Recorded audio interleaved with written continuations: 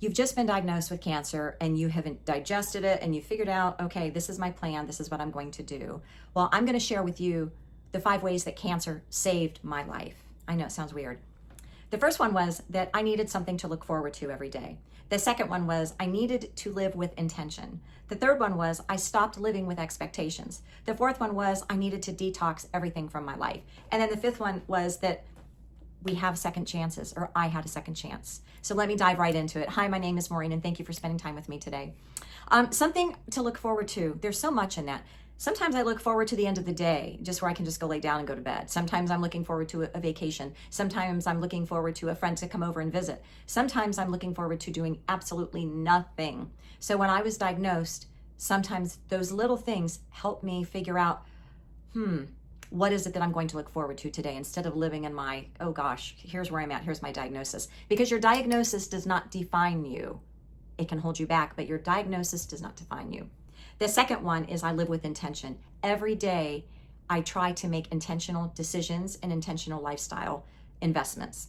My intention to work out, I'm intentional about what I put in my body. I'm intentional with who I surround myself with. I'm intentional with my thoughts. I'm intentional and reevaluate all of my relationships, whether it be my relationship with food or with people. I reevaluate my relationship with my husband, and I know that how grateful that I am that I have him. So again, you need to live with intention. It also gives you purpose. The third thing that I did when I knew that cancer saved my life was that I have no expectations. If I have no expectations, I have no disappointments. Life is full of disappointments anyhow. We wake up out of bed and we think our slippers are at the foot of the bed, and yet somebody cleaned the night before and they moved them. So it's like, you're kidding me. I expected my shoes to be there, but they're not. If I have no expectations, I have no disappointments, so I'm not going to be let down. Surviving cancer and getting through with it with a happy attitude and knowing that it saved my life, it was a great way for me to be able to eliminate some of the emotional pain that I was going through in my life in general.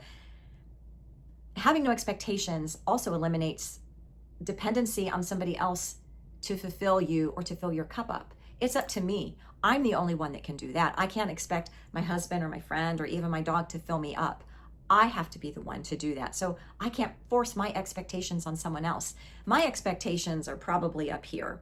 For some people, their expectations may be here. So if you just show up or text and say hi, their expectations have been met. My expectations are what I would give to a friend are much higher. I'm going to bring you groceries. I'm going to cook a meal for you. I'm going to walk your dog. I'm going to do whatever you allow me to do. But the thing is, you have to humble yourself and you have to be able to ask for help. And if you don't ask for help, I'm just going to show up. I'm not going to say, hey, call me if you need anything, because guess what? Most people aren't going to call you when they need something. They just want you to just show up. So again, don't have any expectations. You can't expect your friends or your family to be there for you. I hate to say it, but you're going to really find out who's there for you and who isn't. And that can be part of the pain also. People you thought would show up for you, they were AWOL. But the people that you didn't think were going to be there for you were the first ones at your door. And it was eye-opening, it was painful, and it was such a blessing, because I discovered it was a way of filtering my life. It was a way to detox my life, declutter my life, to set boundaries, and to know who's really going to be there and who isn't. The fourth thing is I had to eliminate a toxic lifestyle, whether it be chemicals in cleaning my house, soaps, or something I would use on my body. Again, the food that I put into my body, I needed to clean up the toxic lifestyle. The fast food. Am I perfect? No. Do I sometimes want a Wendy's or Five Guys hamburger? Absolutely. Am I going to get it? Yep. Am I going to pay for it? Probably.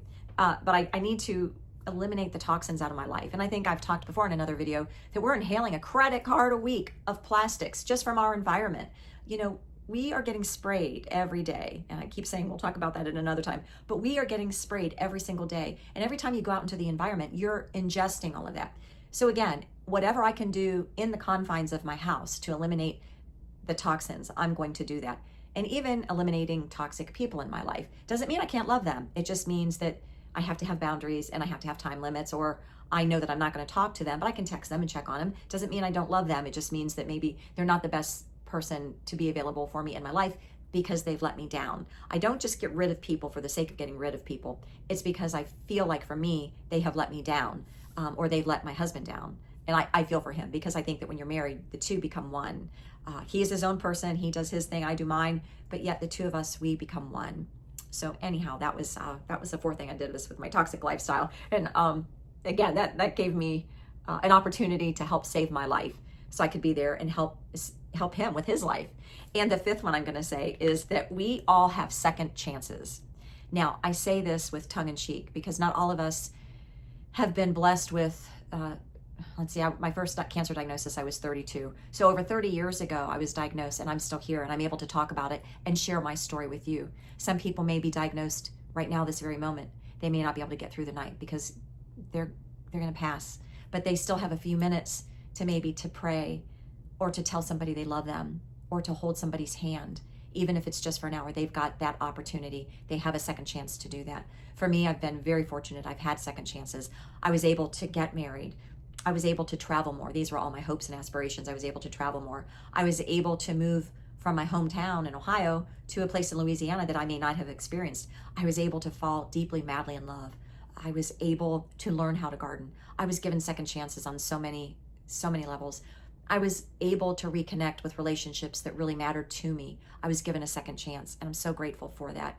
So, we can choose to be sad and let cancer keep us down, or we can look at cancer as, it saved me. It saved my life. I now am a happier person. I'm a more content person. I feel very blessed. I have the opportunity to share my story and my life with somebody if they're interested. If not, I'm not going to force myself, force my values, force my health opinions on anybody else. I also chose a chemical-free way of healing my body. I did go through chemotherapy, radiation. I did that one time. The other times I did it naturally.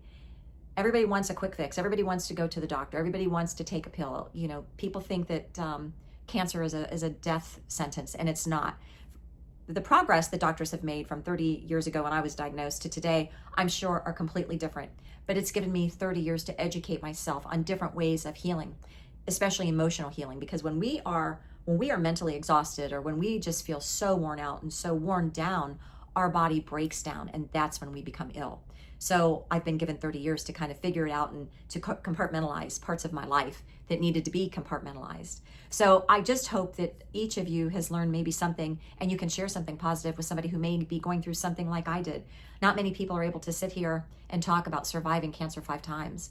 I happen to be very blessed because I'm not done being a servant to other people.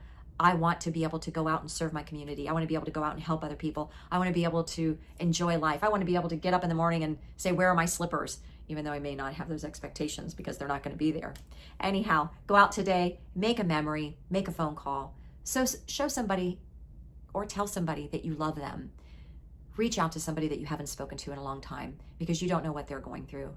Thank you for taking this time with me today. I hope you go out today and make a great memory. Thank you.